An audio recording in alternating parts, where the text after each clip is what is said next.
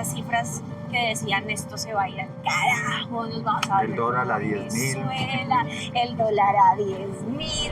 Entonces, ¿por qué dejar de pagarle a los trabajadores lo que ellos mismos generan con su fuerza de trabajo y lo que les corresponde también es robar? Fue la época donde asesinaban por pensar distinto, es que nunca hemos salido de esa época. Lo que pasa es que hoy reconocen en Miguel una persona que es como ellos y es un asunto de clase.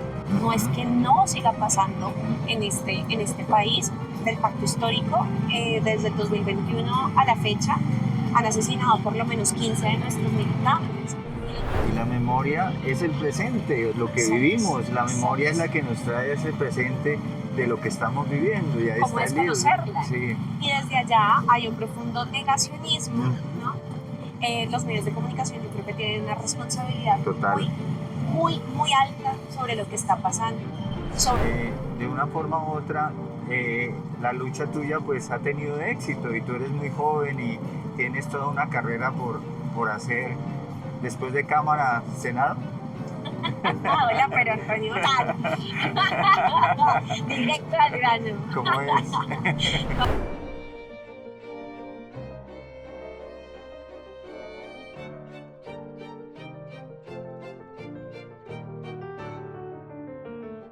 Pues, ¿qué te cuento, Antonio? Bueno, muchas gracias por invitarme a este Pepe Móvil. Es muy emocionante estar acá, además con la historia que tiene esto, además con tu historia, con tus luchas y bueno, haciéndole un homenaje a este gran Pepe Mujica, ¿no? Que ha sido ejemplo para todos y para todas. Es así, es verdad. Y creo que ese debe ser el faro de nuestro actuar colectivo.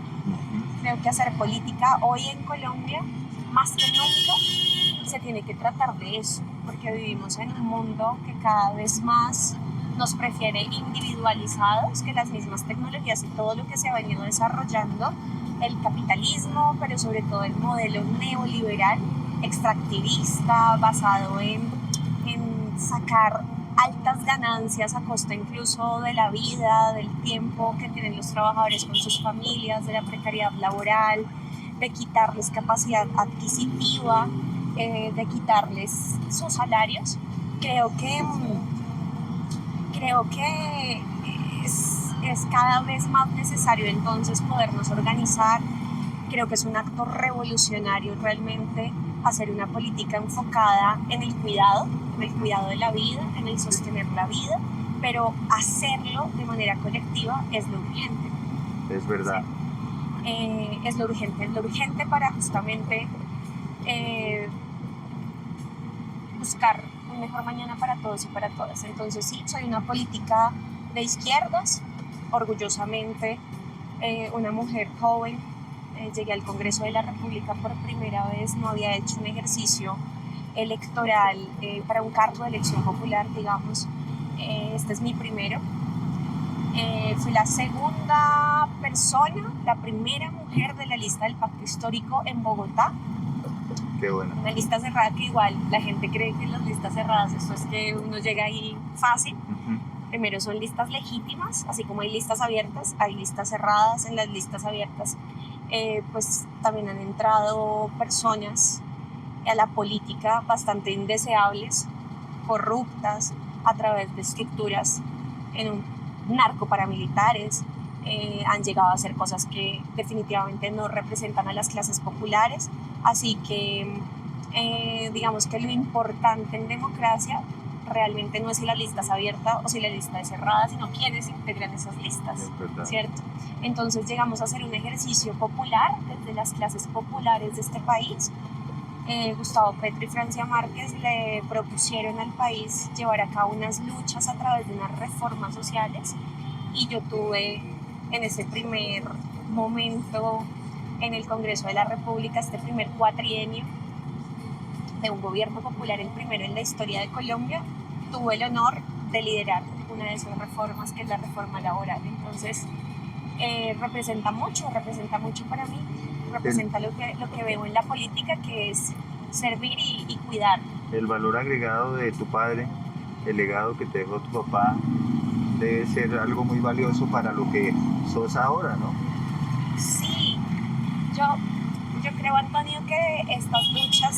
nosotros emprendemos ahora desde este rol que ocupo prestado, ¿sí? Este es un espacio en el Congreso de la República que conquistaron los sectores sociales y que tú lo sabes mejor que nadie, el estallido social también abre esa posibilidad. Sí, marcó otro sendero para... Exacto, y como que cambió las coordenadas ideológicas del país y le abrió los espacios que eran vedados para estos sectores sociales.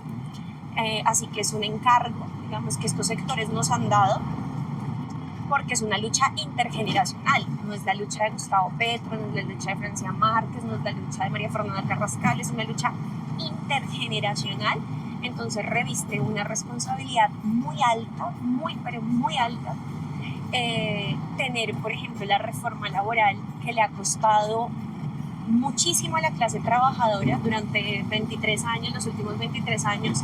El uribismo le quitó derechos a la clase trabajadora que ya tenía, el recargo nocturno desde las 6 de la tarde, el recargo del 100% en el día de descanso, el famoso dominical y festivo, le quitó el contrato de aprendizaje a los estudiantes, a los aprendices del SENA, que antes tenían un contrato laboral, y a partir de esta reforma laboral logramos retornar esa posibilidad, que los reconoce como trabajadores a una clase obrera, juvenil, a unas juventudes trabajadoras que además vienen de estratos 1 y 2 en su mayoría y que buscan en el SENA una posibilidad de tener una mejor vida, de movilizarse socialmente. Entonces, un contrato laboral para ellos, para ellas, representa la posibilidad de tener un subsidio de transporte para irle a trabajar a otra persona, ¿sí? A empresas que se están lucrando del trabajo y que ese trabajo les está generando riqueza. Entonces, esas empresas tienen que retribuirlos. Es lo mínimo, y así todos van tejiendo y se va tejiendo y se va construyendo y se hace una mejor sociedad. Así es. Entonces, bueno, creo que esa es la importancia histórica, y esto, digo yo que es intergeneracional, y a mí me corresponde. Tú hablabas de mi papá fue un dirigente sindical, fue el primer presidente del Sindicato de Trabajadores de la Universidad Francisco de Paula Santander en Ocaña en 1985. Sí. Y en el 87 sucedió un paro que fue el paro del nororiente colombiano, y él fue uno de los organizadores en el Catatumbo, y a muchos los asesinaron, los exiliaron, a nosotros nos desplazaron del territorio, y yo terminé naciendo en Bogotá por esa razón. Mi mamá venía embarazada. Entonces, mi papá desde ahí se convirtió en comerciante de restaurantes y duró 30 años en esa labor. O sea que tú claramente defiendes los dos lados, porque tu papá fue un empresario, pero también vio el lado del trabajador, o sea que conoces bien los dos extremos. Claro, yo conozco las dos posturas, conozco los dos actores. Mi papá nunca, lo dije yo en alguna intervención en el Congreso, que mi papá nunca se hubiera sentido y nunca se sintió representado por FENALCO, por ejemplo, por una persona como Jaime Alberto Cabal, que siempre ha apoyado sectores políticos y ha financiado sectores políticos contrarios a los derechos de los trabajadores y de las trabajadoras. Sí. Y que, por supuesto, mi papá nunca, después de haber sido dirigente sindical y después de convertirse en empresario, nunca le quitó un peso de su salario y de lo que merecen las trabajadoras, porque en suma todas eran mujeres. En alguna época tuvo algunos hombres trabajando, pero la mayoría, y durante la mayor parte del tiempo que tuvo sus negocios, eran mujeres, madres cabeza de hogar, muchas de ellas trabajadoras. Entonces, por supuesto que no tuvo nunca que robarle nada a nadie para poder sacar adelante a sus hijos. Entonces, ¿por qué dejar de pagarle a los trabajadores lo que ellos mismos generan con su fuerza de trabajo, y lo que les corresponde también es robar? Creo que a veces entendemos la palabra por otro lado, ¿no? Porque le estás robando no solamente salario, sino que les estás robando tiempo con sus familias para que te generen riqueza a ti sin ser compensados como debería ser. De una forma u otra, la lucha tuya pues ha tenido éxito, y tú eres muy joven y tienes toda una carrera por hacer. después de cámara, Senado. Hola, pero Antonio, directo al grano. ¿Cómo es? ¿Cómo es? No, yo digamos que creo que en la Cámara todavía hay un trabajo muy importante por hacer, que en Bogotá hay muchas cosas por hacer. Igual ustedes se han dado cuenta que, por ejemplo, liderar una reforma como la laboral, pues tiene un alcance a nivel nacional. Muchas de las iniciativas que yo tengo tienen alcance a nivel nacional. Yo, siendo congresista por Bogotá, no solamente hago control político en Bogotá, y todos los esfuerzos que pueda hacer por Bogotá los hago, aunque nuestra capital es bastante, como es un distrito especial, tiene otras, ¿cierto? Pero trabajo también por el Catatumbo, estoy haciendo muchas cosas en Ocaña, en Norte de Santander, en el Catatumbo, en el Huila, en La Guajira. O sea, he colaborado para gestionar muchos temas para muchas regiones del país, y obviamente una reforma laboral que es para todas las personas en Colombia, que no es para un sector, no es para el otro, es más, no es solamente para los empleados. Tenemos que entender que los trabajadores no son los únicos que se benefician cuando hay buenas condiciones salariales y laborales. Se beneficia el propio empleador, porque un trabajador contento produce más y produce mejor, porque cuida a la empresa, porque le tiene lealtad a la empresa, la cuida, ¿sí? Le es leal, porque busca a veces capacitarse para mejorar, ascender en la empresa y darle mejores cosas a la empresa, ¿sí? Un trabajador que está contento es más estable, y a la empresa le sale más barato que estar entrenando a cada rato personas que se van, ¿cierto? Exacto. Entonces, esto es un gana-gana para todos, y al final toda la economía se ve beneficiada porque la gente contenta y bien pagada, como se ha demostrado con el alza histórica de este gobierno al salario mínimo los 2 últimos años, y en el acumulado más grande que se ha hecho cualquier gobierno, ¿sí? Es el acumulado más amplio, más alto, 19%, 19,35% del salario mínimo por encima de la inflación. Se ha demostrado que eso permite que la gente salga, consuma, y esa demanda de bienes y servicios y productos en general pues mueve toda la economía, mantiene el empleo. No tenemos esas cifras que decían esto se va a ir al carajo, nos vamos a ver el dólar a 10.000, el dólar a 10.000. No, el desempleo ha ido cayendo, los índices de desempleo frente a los últimos 25 años han sido los más bajos y siguen decreciendo, la inflación sigue decreciendo. Y decían, no, es que si suben los salarios, la comida se va a poner impagable, va a estar, no estoy diciendo que no va a subir, obvio que sube, pero no al ritmo que creían. Y más cuando la gente tiene plata como con qué pagar y puede pagar, pues los precios se mantienen, y eso va unido, obviamente, a política pública de fortalecimiento del agro. El agro es el sector que más está creciendo, como hace décadas no pasaba, y el turismo también, reemplazando sectores como el minero energético. O sea, lo que recibíamos por carbón, por petróleo y por gas, ya lo estamos recibiendo a través del agro y del turismo, que son intensivos en mano de obra, es decir, eso genera puestos de trabajo. El arte, la cultura, para su merced. Pero voy a la cámara por Bogotá. todo esto para decir, voy para la cámara por Bogotá a reelegir la columna de los trabajadores. Qué bueno. El arte y la cultura. Sí. En el arte y la cultura, que justamente hace parte fundamental de cualquier transformación que nosotros queramos hacer. Yo creo que todas las transformaciones que nosotros no soñamos y que estamos cimentando ese camino, son los que le íbamos a hacer en 3-4 años. Es que estamos cimentando, este no es un gobierno revolucionario, sino reformador, estamos reformistas, estamos reformando. Por eso a través hemos puesto todo nuestro empeño a los proyectos de ley, a las reformas en el Congreso, pero esas reformas tienen que ir acompañadas de un cambio cultural. Esto es realmente una batalla cultural, y eso tenemos que hacerlo de la mano de las artistas. En la reforma laboral incluimos un artículo de formalización del sector, que históricamente no han sido considerados trabajadores y trabajadoras.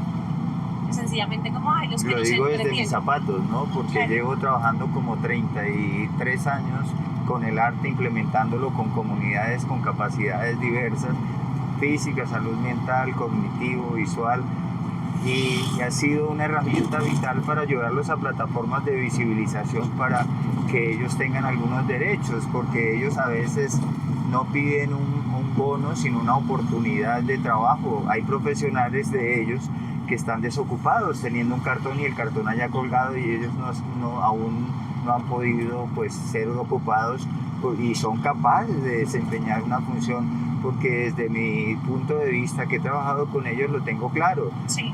Tengo personas con parálisis cerebral que son psicólogas, ingenieros de sistemas y aún no han podido conseguir un trabajo. Sería genial tenerlos en cuenta porque ellos tienen toda la capacidad de cualquier ser. Total. Entonces nosotros, por un lado, dentro de la misma reforma laboral, vamos a hablar de la reforma y luego como de otras cosas que hacen falta claramente. Dentro de la reforma tenemos dos líneas hablando de personas con, bueno, volvamos mejor a lo de los Sí, artistas. sí. Hay una formalización, se les considera que son unas personas trabajadoras, Sí. por supuesto, y eso nos abre el camino para crear más normatividad y para reglamentar en esa vía. Sí. Yo he venido trabajando con distintos sectores, con los artistas, con las artistas, Sí. con las organizaciones sindicales de los artistas, de las productoras audiovisuales, como digamos distintos actores en la necesidad de que haya un estatuto del artista como existe en otras partes del mundo, porque un artículo en la reforma laboral, si bien es importante porque los menciona, los reconoce, no es lo único que se puede, pues, digamos, se queda corto, por decirlo así. ¿Qué necesitamos? Necesitamos identificar muy bien los actores.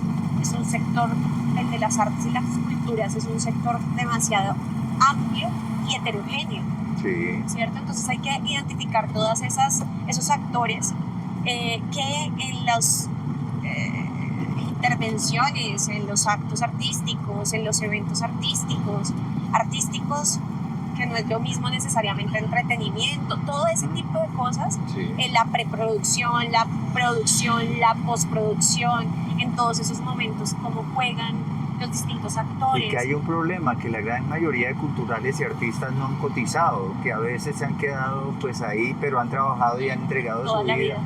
Y quedan en el limbo. Cuando llegan a la cenitud no tienen ni siquiera un techo. No tienen protección, Sí, no tienen nada. absolutamente nada. Eso, por ejemplo, es uno de los realidades que golpea fuertemente y que tenemos que empezar a revisar y a brindar soluciones como estas. Vamos a radicar en lo que viene un proyecto de ley para el sector audiovisual, donde por supuesto ahí también hay muchos artistas de distintas artes que podrían, digamos, estar o verse cobijados por esto en materia laboral.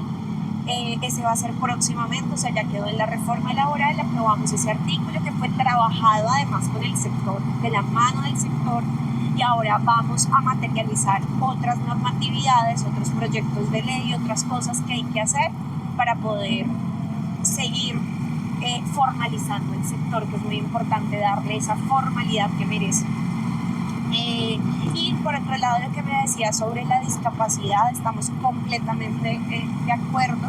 Las personas con discapacidad han sido altamente discriminadas dentro del mundo del trabajo, y ahí también aportamos una disposición dentro de la reforma laboral donde para empresas medianas, es decir, las empresas que tienen más de 100 empleados, tienen que contratar obligatoriamente personas con discapacidad, ¿sí? Esa es una de las medidas. Y la otra que me parece fundamental también es cómo cuidar a quienes cuidan a las personas con discapacidad. El Estado, Sí. claro, los cuidadores. El Estado tiene que ser garante de ese cuidado, ¿no? De ese cuidado, que el cuidado que sostiene, lo que sostiene la vida, que se dice, y hay un estudio, hay algunos estudios que no son concluyentes, pero son aproximaciones, que las labores del cuidado, todas las prácticas del cuidado en la economía, en el Producto Interno Bruto, pesan casi un 20% del Producto Yo Interno Bruto. tengo experiencia de cuidador porque mi madre le dio un infarto cerebral y quedó como una bebé de 3 meses. Tuve que cuidarla 4 años y yo entregué pues mi vida esos 4 años hasta que partió y veo que una persona cuidadora tiene que entregar el 100% de su vida. Todo.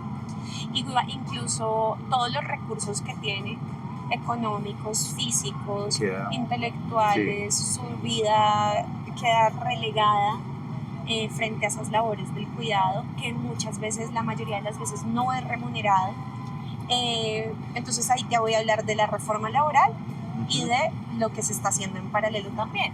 Entonces en la reforma laboral esta es una reforma con enfoque de género, cosa que nunca habíamos tenido en materia laboral. Qué bueno.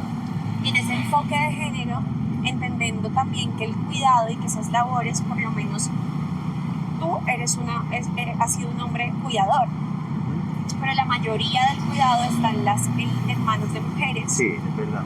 Que tienen hasta 2, 3 jornadas laborales sin ser reconocidas, sin ser remuneradas.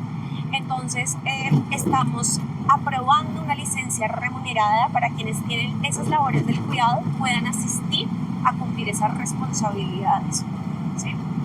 Y ya te había contado lo de las personas con discapacidad, licencias remuneradas. Y por otro lado, en la Comisión Séptima acabamos de aprobar en primer debate, yo creo que va muy bien, proyecto de ley, no es el primer debate, tercer debate, el proyecto de ley para ofrecerle sostenimiento, apoyo económico de hasta un 75% del salario mínimo legal vigente a las personas cuidadoras. Qué bueno. Y así vamos caminando, hay que hacer mucha política, todavía le debemos mucho a las personas cuidadoras, muchísimo, pero Antonio, la alegría que a mí me da es que ya se reconoce, ya estamos hablando del cuidado mucho, en todos los espacios, en todas las partes. Esto ha sido gracias a muchas mujeres organizadas que se han puesto a la tarea de los feminismos por un lado, de las mujeres cuidadoras en general, que algunas se referencian como feministas, otras no, pero son las mujeres las que se han organizado también para exigir sus derechos, y eso ha permitido que esta sociedad voltee a ver y diga, el cuidado importa.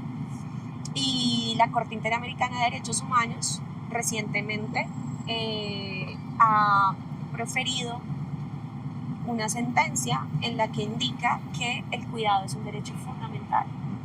Eso nos dice mucho y nos compromete a todos como Estado, como sociedad, desde el sector público, privado, desde donde estemos, a permitir y garantizar que el cuidado, es decir, ¿qué significa el cuidado? Todas las prácticas que sostienen esa vida, pero que significa que tenemos derecho a ser cuidados, a cuidar a otros y a autocuidarnos.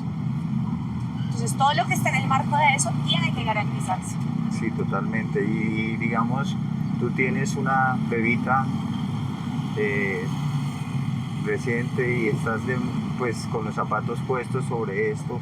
También tú puedes ayudar mucho a estas mamitas que están en esta tarea también, y que la tarea es muy difícil cuando un nivel socioeconómico es bajo, es supremamente difícil sostener precisamente el bebé que llega, porque a veces son cabeza de familia que necesitan mucho precisamente tus proyectos que estás liderando, y tienes los zapatos puestos de manera pues que puedes hacerlo muy bien, ¿no? Sí, así es. Pues yo tengo una hija que se llama Amalia, que va a cumplir 14 meses en unos días.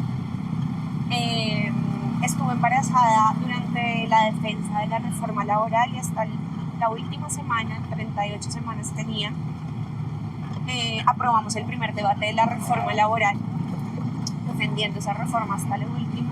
Sí, qué bueno. Luego, al otro día empezó mi trabajo de parto y nació de manera natural. Qué lindo. O sea, no fue algo que bueno. estaba programado. Es duro. Sino que ella llegó cuando tenía que llegar. Yo le decía como, Amalia, por favor, vamos a terminar este debate porque nos tocó el fin de semana y hasta el martes terminamos el debate, veníamos toda la semana.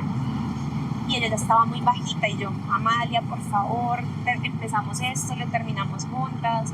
Mi ginecóloga, ¿cómo me va a tocar incapacitarte si yo encuentro otra vez la tensión alta? Porque resulta que durante el debate tuve un subidón de tensión y me tocaba ir al debate en la mañana en la Comisión Séptima e incapacitarme para la plenaria en la tarde para poder defender la reforma todo el día. todos los días de la semana. Terminamos eso el martes, el lunes. La ginecóloga me dijo, no, si tu tensión es tanto, yo no te puedo dejar ir mañana porque es que te puede dar preeclampsia, claro, y te toca entrar, pero al quirófano. Entonces, yo no quiero una emergencia, no sé qué. Me la midió, yo obviamente sabía, Antonio, yo estaba como, ay, pero yo sabía que no estaba en el momento de tensión, en el debate, entonces no se me estaba bien. Me midió y me dijo, puedes ir mañana, y yo, no. Terminamos el martes. Salí, mi hija nació el día que entramos al receso legislativo, tuve 22 días con ella porque el día 22 se enfermó de un virus sincitial, entonces tuvo bronquiolitis, estuvo en la UCI. La tuve 9 días en la UCI. Fui a la instalación del Congreso el 20 de julio con tapabocas porque ella estaba ahí, terminó la instalación y me fui a la UCI otra vez. Una valiente, claro. Y no me tomé la licencia de maternidad porque en ese momento la licencia de maternidad para mujeres en política no era, pues...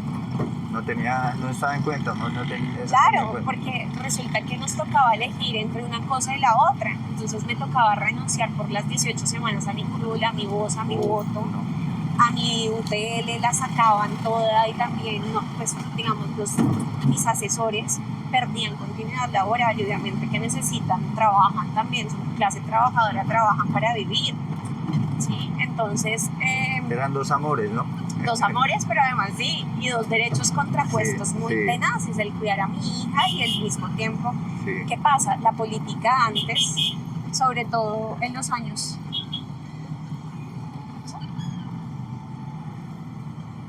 Para allá.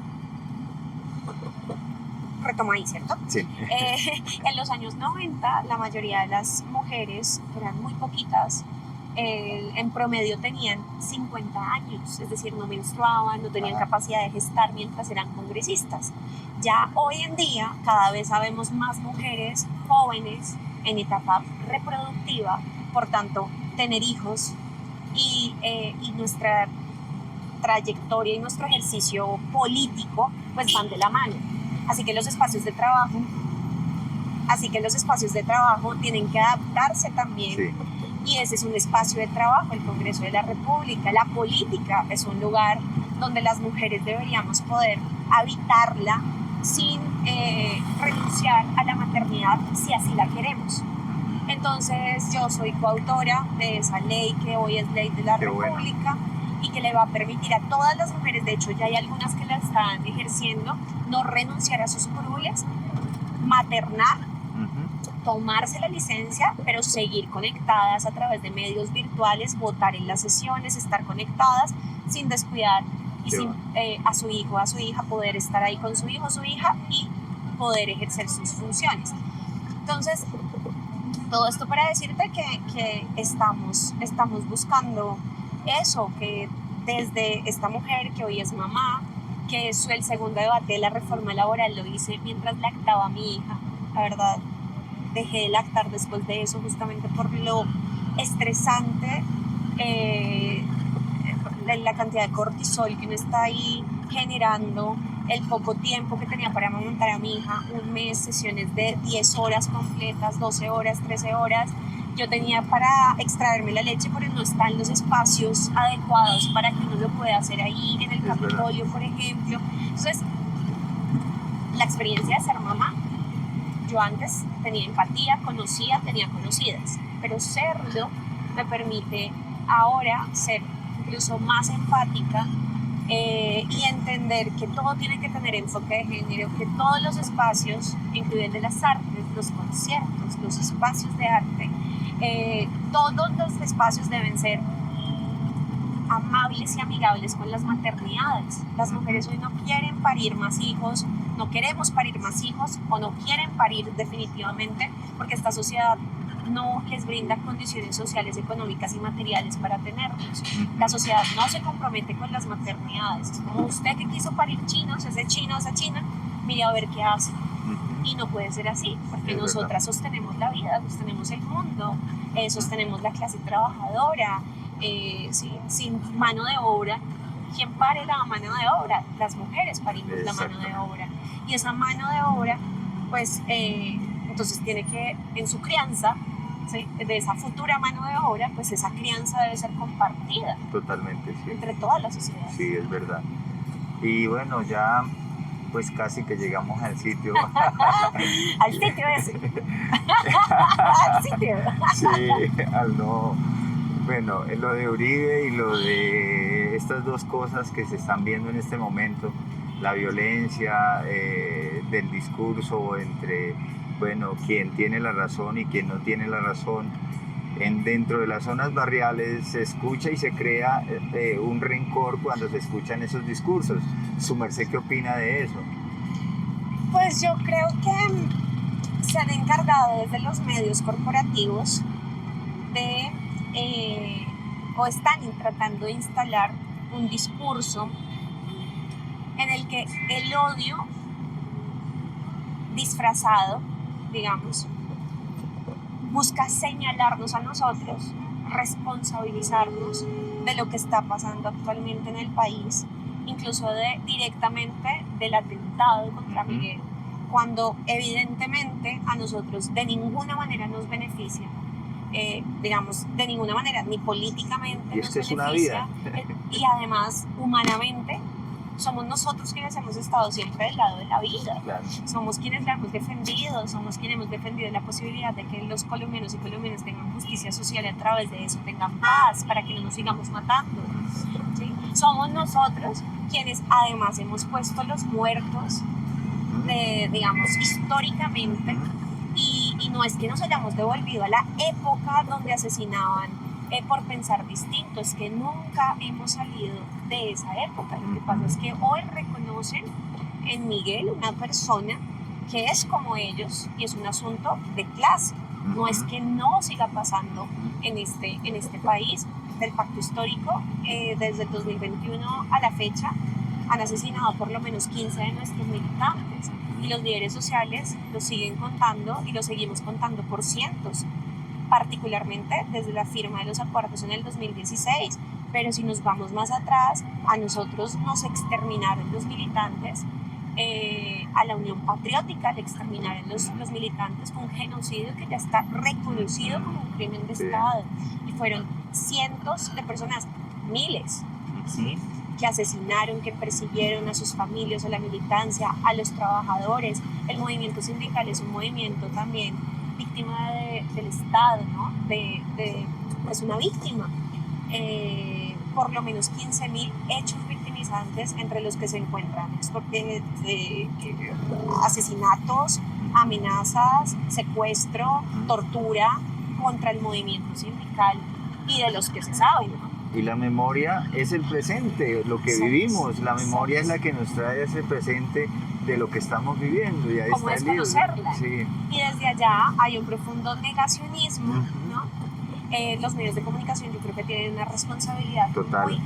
muy, muy alta sobre lo que está pasando, sobre esta situación digamos, de violencia, Sí.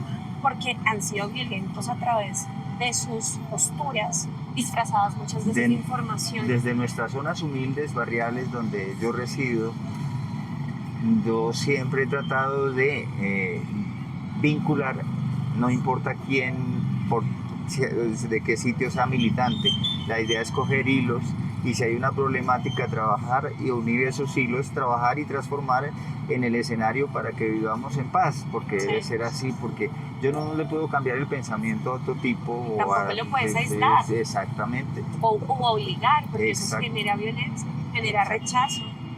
Y desde ese punto hemos tratado de sobrevivir en uno de los barrios más violentos que tiene Bogotá, que es barrio Gran Bretaña, donde militaba el M-19 en los años 80, que el CAI fue volado en 4 ocasiones y tuvimos mucho enfrentamiento.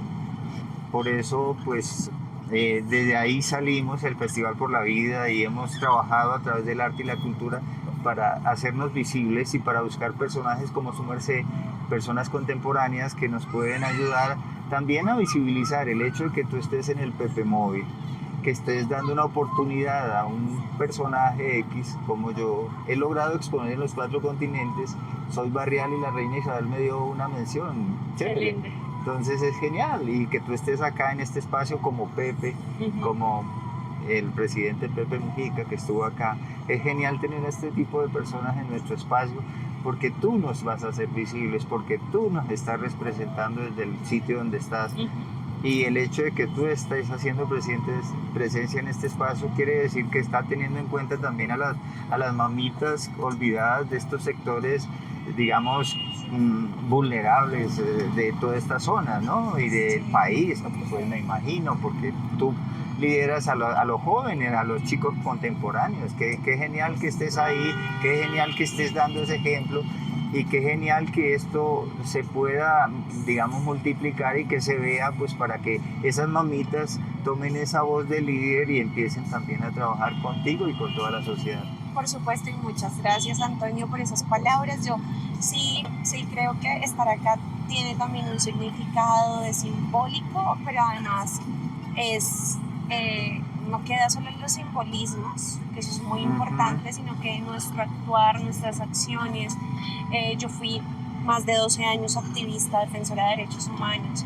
Llevé a cabo campañas en contra de la corrupción, a favor de la paz, de los acuerdos de paz, de los sectores populares. Creo que con acciones hemos demostrado que estamos no solamente simbólicamente representando algo, sino actuando con las clases populares, desde la movilización social. Hemos estado en las calles con la gente, hemos estado, hoy el rol es hacer leyes, hoy el rol es estar en el Congreso de la República, pero siempre estamos con un pie en la calle, con la movilización popular, con la gente, que la gente es la que nos guía, ¿no? Exacto. No estamos allá sencillamente representándonos a nosotros mismos o las ideas o las cosas que se nos ocurren, sino que estamos con la gente, por la gente, para la gente. Yo creo que es muy importante siempre hacer memoria, entender de dónde venimos para saber hacia dónde vamos, para qué es que estamos donde estamos, ¿sí? ¿Por qué? Ya lo sabemos. ¿Por qué sabemos? ¿Por qué llegamos ahí? Lo sabemos. Pero ¿para qué? Es algo que tenemos que preguntarnos o recordar más bien todos los días para no perdernos en el camino. Que llegar a esos espacios es muy fácil perderse en el camino. Totalmente, porque ya estando ahí, pues cree uno que ya no necesita más de lo que te ayudó a subir. Exacto. Y digamos, sería genial que desde el punto de hacer, cuando estás en una plataforma ya que puedes visibilizar, tener en cuenta todos esos culturales que trabajan, que son personas que pueden llevar ese mensaje y jalar a muchos artistas que están olvidados y que tienen un potencial absoluto, porque se han preparado en todo aspecto, solo que falta una oportunidad de visibilizarlos. O sea, esos agregados culturales que representan el mundo, deberían de estar muchos líderes de ellos también haciendo ese trabajo, ¿no? Yo creo que el liderazgo se trata de eso, ¿no? Yo creo que lo has dicho, Antonio, y es como abrimos caminos. Yo, por ejemplo, considero que tener privilegios es una responsabilidad, no es algo de lo que uno sencillamente se ufana y ya, sino que es la responsabilidad de abrirle camino a quienes no tienen esos privilegios. Exacto. ¿Sí? Por ejemplo, hay muchas personas que es como, no, como a mí me tocó duro, yo estoy sacando adelante un tema de licencia menstrual para menstruaciones incapacitantes, para que las mujeres puedan tener no solamente acceso a citas médicas, sino que también tengan días remunerados para poder atender sus menstruaciones incapacitantes asociadas a enfermedades. Muchas dicen, pero es que yo sí pude. Otras dicen, no, pues están flojas. No, lo que yo no tuve no tiene por qué, o lo que yo tuve que sufrir no tiene por qué pasar los que vienen. Exactamente. ¿Sí? Esa es la idea del liderazgo. Más mujeres deberían entrar en la política, entonces yo le abro más camino a otras mujeres, a mujeres jóvenes, a sectores populares. En mi equipo de trabajo y en mi equipo político hay muchos hombres y mujeres jóvenes de sectores populares, ¿sí? Que vienen de Ciudad Bolívar, que vienen de la universidad pública, por decir dos ejemplos, ¿sí? De sectores populares y que han venido creciendo y abriéndose campo en su trabajo, haciendo equipo conmigo. Entonces creo que esa es la manera de llevar la voz de ellos. Sí, de llevar la voz, no solo como un símbolo, que los símbolos son importantes, sino como del Ministerio del Trabajo, sino como en acciones concretas que le cambien la vida a la gente, porque estamos en la política para cambiarle la vida a la gente. Algunos dirán, no, pero es que no cambiaron el país, qué soñadores. Yo creo que Se ha cambiado mucho. se ha cambiado mucho, creo que se pueden hacer más cosas y creo que con que uno le cambie la vida a una persona, le cambia, sí, eso sí es cambiar el mundo. Totalmente. Yo creo que eso es cambiar el mundo. Cuando una persona está feliz, cuando una persona está plena, cuando una persona tiene los ingresos que le corresponden al trabajo que da y tiene asegurada su vejez, eso, y puede decidir en libertad. Exactamente. No solamente esa persona goza, sino que goza su entorno, su familia, su comunidad y el país entero. Y con ese trabajo sólido y de unión, de tejido, de hilos, podemos soñar con un mundo mejor. ¿De acuerdo? Si todos hacemos nuestra tarea, sí, claro que sí Yo podemos estoy cambiar el convencido mundo. de esa frase, Claro que sí. que entre todos, cogiendo esos hilos de conexión, podemos hacer un mundo mejor. Así Y es. gracias por estar en el Petromóvil. Antonio, muchas gracias. Ay, tú me trajiste al fin. Sí, te traje una camiseta Ah, qué bueno. de mi campaña. Ah, qué bueno. La primera, mira, la primera vez que fui electa al Congreso de la Ay, tan República. linda, bueno, muchas gracias. Y la primera vez que salió el pacto histórico con una lista en Bogotá. Así era nuestra campaña, Bogotá es pacto. Muchas gracias. Así que tan tiene bonito. mucho simbolismo. Qué bueno, ahí la tendré en un libro objeto que estoy construyendo. De ¿Ah, gracias, sí? Entonces ahí Espectacular. queda perfecta. No sé si tú tengas un... Después te regalo mi libro porque no lo tenía ¿Tú acá. no tienes un plumón o un bolígrafo para que lapicero? pronto me la firmes? Tienen un lapicerito. Qué lindo. Muchas Gracias por creer que aún cuando algunos se oponen, podemos cambiar el mundo.